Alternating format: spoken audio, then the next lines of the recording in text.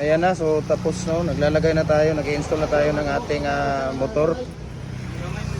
Ayan. Ni-install na natin yung ating circular saw. Mayroon na yan dun. Dalawa, di ba? Dalawa lang yung binili natin dyan.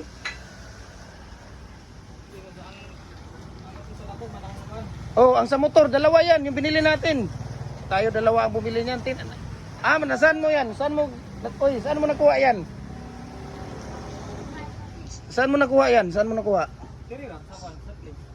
Di yung isa niya nandun sa inyo. Tanungin mo si Tatay Boy. Ha? Wala lagi po tingin. Dito may nagkuhan sa balay.